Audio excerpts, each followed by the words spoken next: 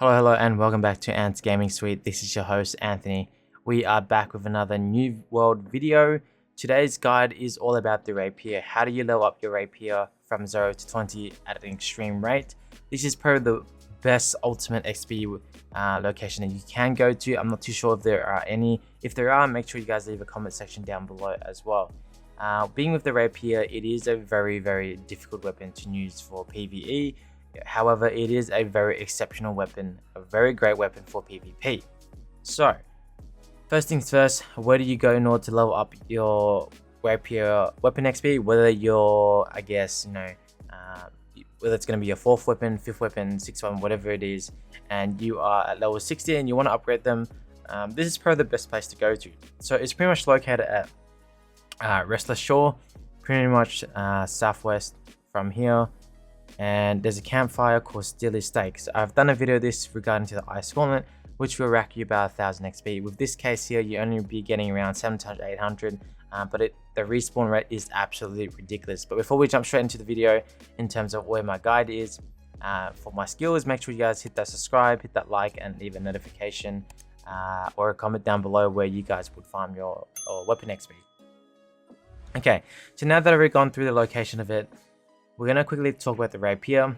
So getting any weapon from 1 to 5 or even 6 is probably the most easiest thing you can do. In terms of what skills you need to pick for the rapier, this is what I've gone and has worked the most absolutely amazing in terms of PvE XP farming.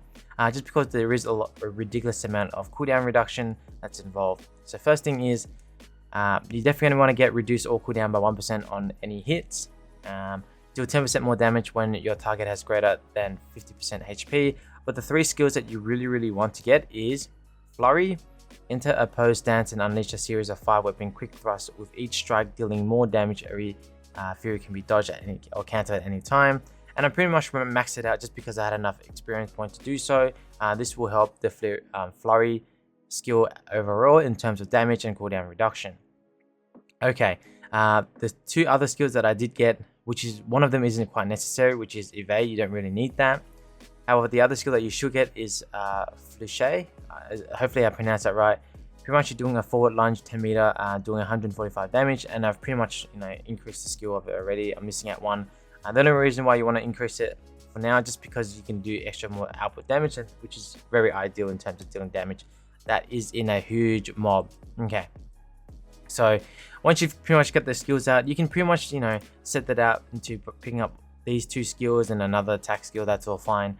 But once you're already set, you want to jump up into the stairs and pretty much start collecting mobs from here. So I'd like to drop down here, pick up this mob, wrap around this camp over here.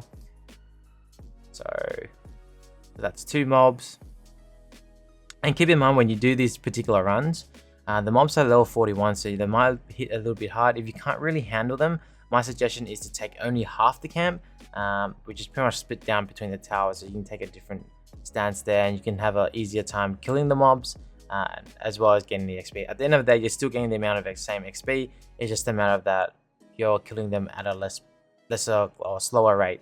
So once you put those 2 down, I like to go over here and pick up those 2 beside the water. Just be careful because you might get stuck here.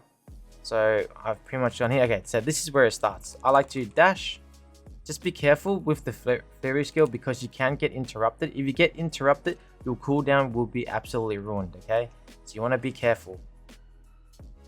Yep, so you want to lunge again. You want to ult the Flurry. You want to bounce away. You can use potion if need be. That's Flurry again. You want to, recollect the mobs, do much damage, run away. Once again, reset, lunge if need be for the extra damage. That range guy is really annoying. Let's do that. Dodge. Run away.